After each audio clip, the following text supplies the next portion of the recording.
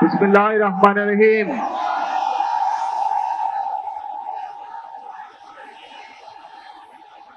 প্রিয় বাংলাদেশ, উপস্থিত প্রিয় মুরব্বীবর্গ, মঞ্চে উপস্থিত জাতীয় নেতৃবৃন্দ,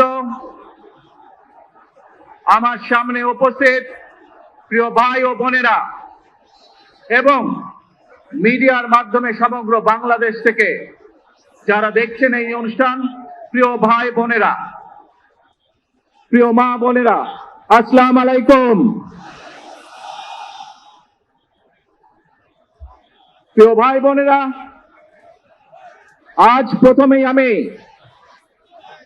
রব্বুল আলামিনের দরবারে হাজারো লক্ষ কোটি শুকরিয়া জানাতে চাই।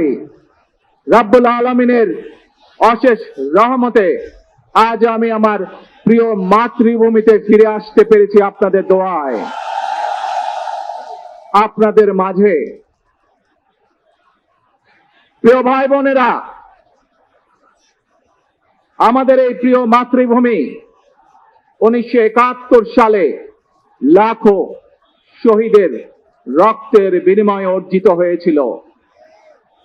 ঠিক একইভাবে 75-এ আবার 7ই নভেম্বর আধিপত্যবাদীদের হাত থেকে রক্ষার জন্য সেদিন সিপাহী জনতার বিপ্লবের মাধ্যমে আধিপত্যবাদের হাত থেকে দেশকে রক্ষা করা হয়েছিল। একইভাবে পরবর্তীতে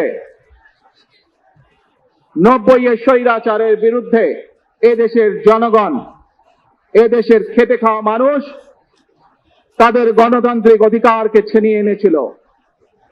কিন্তু তারপরেও ষড়যন্ত্রকারীদের ষড়যন্ত্র থেমে থাকেনি।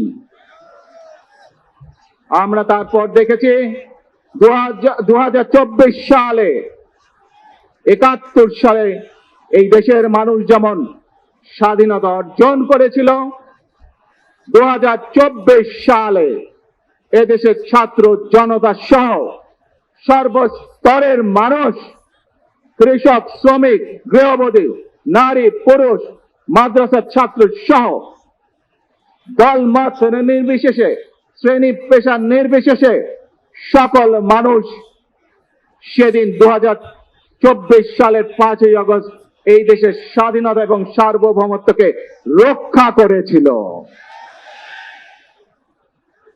প্রিয় ভাই বোনেরা, আজ বাংলাদেশের মানুষ কথা বলার অধিকার ফিরে পেতে চায়, তারা তাদের গণতান্ত্রিক অধিকার ফিরে পেতে চায়।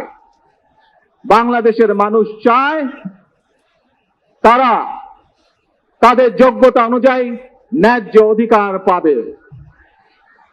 প্রিয় ভাই বোনেরা, আজ আমাদের সময় এসেছে সকলে মিলে দেশ গড়ার।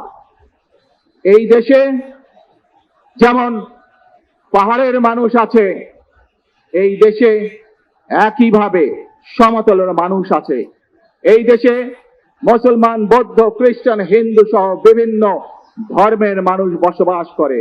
আমরা চাই সকলে মিলে এমন একটি বাংলাদেশ গড়ে তুলবো আমরা, যেই বাংলাদেশের স্বপ্ন একজন মা দেখেন, অর্থাৎ একটি নিরাপদ বাংলাদেশ আমরা গড়ে তুলতে চাই।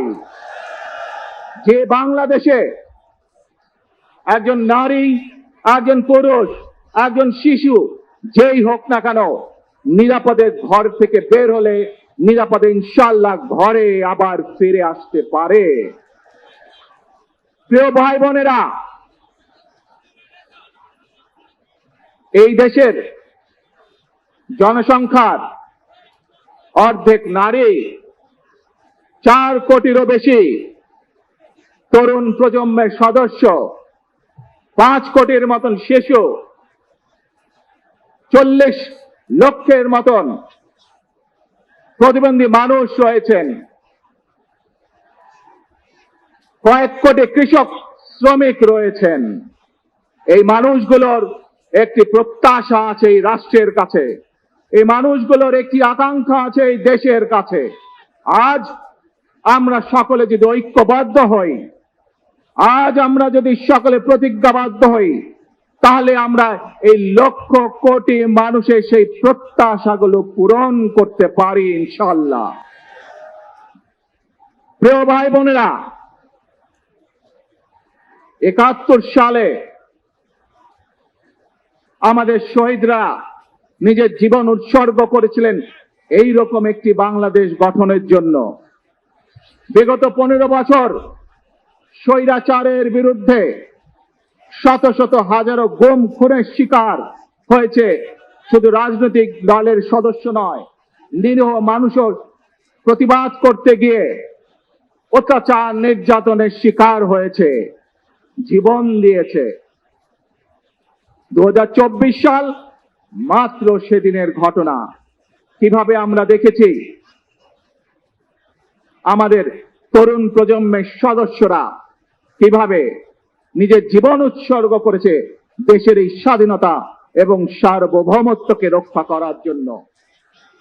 প্রিয় ভাই বোনেরা, কয়েকদিন আগে এই বাংলাদেশের 24 আন্দোলনের এক সাহসী প্রজন্মের এক সাহসী সদস্য ওসমান হাদিকে হত্যা করা হয়েছে। ওসমান হাদি শহীদ হয়েছে। প্রিয় ভাই বোনেরা, ওসমান হাদি চেয়েছিল এই দেশের মানুষের জন্য গণতন্ত্র প্রতিষ্ঠিত হোক, এই দেশের মানুষের গণতান্ত্রিক অধিকার প্রতিষ্ঠিত হোক, এই দেশের মানুষ তাদের গণতান্ত্রিক এবং অর্থনৈতিক অধিকার ফিরে পাক। আজ 24 আন্দোলনে যারা শহীদ হয়েছেন, ওসমান হাদি সহ 71 যারা শহীদ হয়েছেন, বিগত স্বৈরাচারের সময় বিভিন্নভাবে খুন গুমের শিকার হয়েছেন, এই মানুষগুলোর রক্তের ঋণ যদি শোধ করতে হয়, আসুন আমরা আমাদের সেই প্রত্যাশিত বাংলাদেশ গড়ে তুলব, যেখানে আমরা সকলে মিলে কাজ করব, যেখানে আমরা সকলে মিলে আমাদের প্রত্যাশিত বাংলাদেশকে গড়ে তুলব।